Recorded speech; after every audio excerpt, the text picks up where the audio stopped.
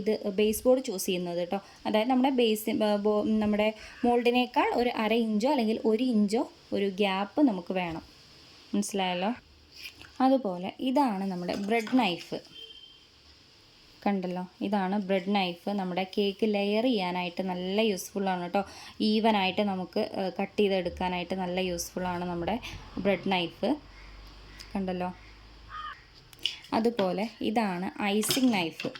നമ്മുടെ കേക്കിൽ ഐസിങ് ചെയ്യാൻ ഏതെങ്കിലും നിങ്ങളൊന്ന് മേടിച്ചാൽ മതി, ഞാൻ കാണിച്ചെന്ന് മാത്രം. അതായത് പല സൈസ് നമ്മൾ 1/2 kg ഒക്കെ ചെയ്യാൻ ഇതാണ് യൂസ്ഫുള്ള്. അതുപോലെ 1 kg 1.5 kg ഒക്കെ ചെയ്യാൻ ഇത് നല്ല യൂസ്ഫുള്ളാണ്. അപ്പോൾ നമ്മുടെ ടോൾ കേക്ക്, കുറച്ച് വലിയ കേക്ക്സൊക്കെ, സ്ക്വയർ കേക്കൊക്കെ നമുക്ക് കംപ്ലീറ്റ് ആയിട്ട് ഫുൾ ഐസിങ് ചെയ്തെടുക്കാനൊക്കെ ഇത് നല്ല യൂസ്ഫുള്ളാണ് കേട്ടോ, വലുത്. അപ്പോൾ അത്യാവശ്യം നമുക്കിത് ഈ ഒരു സൈസൊക്കെ മതിയാവും. അതല്ലെങ്കിൽ നമ്മുടെ 1/2 kg ഒക്കെ ചെയ്യാനായിട്ട് ഈ ഒരു സൈസ് മതിയാവും കേട്ടോ. അപ്പോൾ ബ്രെഡ് നൈഫും ഐസിങ് നൈഫും എന്താണെന്ന് നമുക്ക് പരിചയപ്പെട്ടു. അതുപോലെ ഇതാണ് നമ്മുടെ മൈദ അല്ലെങ്കിൽ ഓൾ പർപ്പസ് ഫ്ലോർ. നമുക്ക് ലൂസായിട്ടൊക്കെ കടകളിൽ നിന്ന് മേടിക്കാൻ കിട്ടുന്ന ആ ഒരു മൈദ അല്ലെങ്കിൽ ആ ഒരു ഫ്ലോർ കംപ്ലീറ്റ് ആയിട്ട് ഒഴിവാക്കുക. ഇതുപോലെ പാക്കറ്റ് മൈദാസ് തന്നെ എലൈറ്റ്, നിങ്ങൾക്ക് ബ്രാൻഡൊക്കെ ഏത് വേണമെങ്കിലും ചൂസ് ചെയ്യാം കേട്ടോ. പാക്കറ്റ് മൈദ തന്നെ യൂസ് ചെയ്യുക. കാരണം ലൂസ് മൈദയിൽ ഒരുപാട് സ്റ്റാർച്ച് ഉണ്ടാവും. നമ്മൾ ഹോട്ടലിലൊക്കെ യൂസ് ചെയ്യുന്ന ആ ഒരു ടൈപ്പ് മൈദ നിങ്ങൾ എടുക്കരുത്. പാക്കറ്റ് മൈദാസ് തന്നെ, ബ്രാൻഡഡ് ആയിട്ടുള്ള പാക്കറ്റ് മൈദ തന്നെ ഉപയോഗിക്കുക.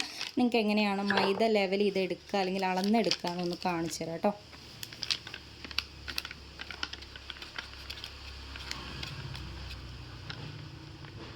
ഇതുപോലെ മൈദ എടുക്കുക. എന്നിട്ട് ഇങ്ങനെയാണ് കേട്ടോ ഇത് ലെവൽ ചെയ്യുന്നത്.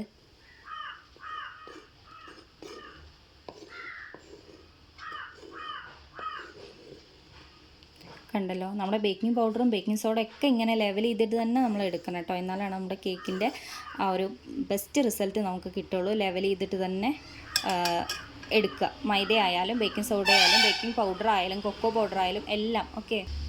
പിന്നെ ഇതാണ് ഞാൻ ഉപയോഗിക്കുന്ന കൊക്കോ പൗഡർ. ഡാർക്ക് കൊക്കോ പൗഡറാണ് കേട്ടോ. ഞാനിങ്ങനെ ലൂസായിട്ട് മേടിക്കുന്നതാണ്. ഡാർക്ക് കൊക്കോ പൗഡറാണ് കേട്ടോ ഇത്. കണ്ടല്ലോ, നല്ലൊരു ഡാർക്ക് കോഫി ബ്രൗൺ കളറാണ്. ഇതാണ് കൊക്കോ പൗഡർ. ഡാർക്ക് തന്നെ ഉപയോഗിക്കുക. അപ്പോൾ നമ്മുടെ ബ്ലാക്ക് ഫോറസ്റ്റ് അല്ലെങ്കിൽ നമ്മുടെ ചോക്ലേറ്റ് സ്പഞ്ചിന് നല്ല ഒരു കളർ കിട്ടാനായിട്ട് ഡാർക്ക് കൊക്കോ പൗഡർ തന്നെ ഉപയോഗിക്കുക കേട്ടോ. അതുപോലെ നമ്മുടെ ബേക്കിംഗ് പൗഡറും ബേക്കിംഗ് സോഡയും നിങ്ങൾ മേടിക്കുമ്പോൾ എപ്പോഴും ശ്രദ്ധിക്കുക കേട്ടോ.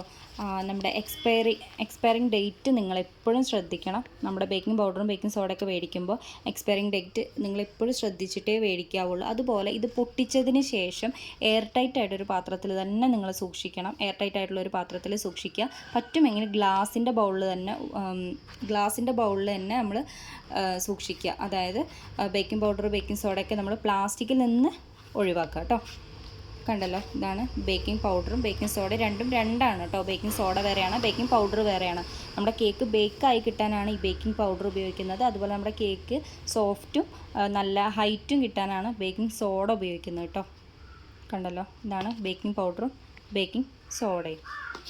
അതുപോലെ നമ്മുടെ കേക്കിലേക്ക് ഉപയോഗിക്കുന്ന ഓയിൽ, റിഫൈൻഡ് ഓയിൽ തന്നെ മേടിക്കുക. സൺഫ്ലവർ ഓയിലോ ഗോൾഡ് വിന്നറോ അതല്ലാതെ ഫ്ലേവേർഡ് ആയിട്ടുള്ള വെളിച്ചെണ്ണയോ അങ്ങനെയുള്ളതൊന്നും നിങ്ങൾ ഉപയോഗിക്കാതിരിക്കുക. അതല്ലെങ്കിൽ പിന്നെ ബട്ടർ ഉപയോഗിക്കാം നിങ്ങൾക്ക് കേട്ടോ. റിഫൈൻഡ് ഓയിലോ അതല്ലെങ്കിൽ ബട്ടറോ ഉപയോഗിക്കാം. അതുപോലെ ഇതാണ് നമ്മുടെ വിപ്പിംഗ് ക്രീം. ഞാൻ ഇപ്പോൾ 7 വർഷമായിട്ട് യൂസ് ചെയ്യുന്നത് ഈ ഒരു പ്രിസ്റ്റിൻ്റെ വിപ്പിംഗ് ക്രീം തന്നെയാണ്. കണ്ടല്ലോ, നമ്മുടെ ബിഗിനേഴ്സിനൊക്കെ നല്ല പെർഫെക്റ്റ് ആയിട്ട് നമുക്ക് ഷാർപ്പ് എഡ്ജ് കിട്ടാനും ബീറ്റ് ചെയ്തെടുക്കാനൊക്കെ നല്ല ഒരു ക്രീമാണ് പ്രിസ്റ്റിൻ ക്രീം. കിട്ടുമെങ്കിൽ അവൈലബിൾ ആണെങ്കിൽ നിങ്ങൾ ഇത് തന്നെ മേടിക്കുക. ലൂസായി പോകുന്ന പ്രശ്നങ്ങളൊന്നുമില്ല കേട്ടോ. നല്ല രീതിയിൽ ഷാർപ്പ് എഡ്ജ് കിട്ടാറുണ്ട്. നല്ല ഡിസൈൻ ചെയ്യാനും എല്ലാം നമുക്ക് നമ്മുടെ പ്രിസ്റ്റിൻ വിപ്പിംഗ് ക്രീം നല്ല യൂസ്ഫുള്ളാണ്. അതുപോലെ ഇതാണ് നമ്മുടെ ചോക്ലേറ്റുകൾ വരുന്നത് കേട്ടോ. ഡാർക്ക് കോമ്പൗണ്ട്, അതുപോലെ മിൽക്ക് കോമ്പൗണ്ട് നമുക്ക് കിട്ടും. അതുപോലെ ഇതാണ് വൈറ്റ് കോമ്പൗണ്ട്.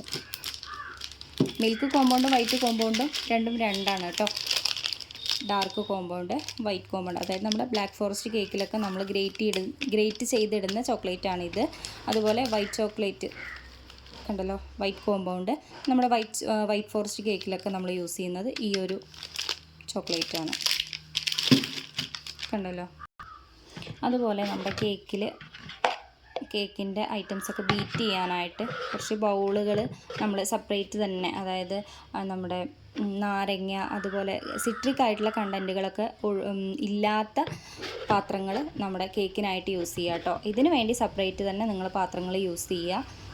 കറികളാക്കിയിട്ടുള്ള അങ്ങനെയുള്ള അതൊക്കെ കംപ്ലീറ്റ് ആയിട്ട് അവോയ്ഡ് ചെയ്യുക. നല്ല പാത്രങ്ങൾ, നമ്മുടെ കേക്കിന് ഉപയോഗിക്കാൻ പറ്റുന്ന നല്ല ടൈപ്പ് ഓഫ് പാത്രങ്ങൾ തന്നെ ഉപയോഗിക്കുക കേട്ടോ.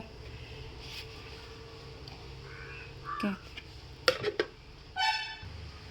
അതുപോലെ ഇതാണ് നമ്മുടെ എസെൻസ് കേട്ടോ, വാനില എസെൻസ്.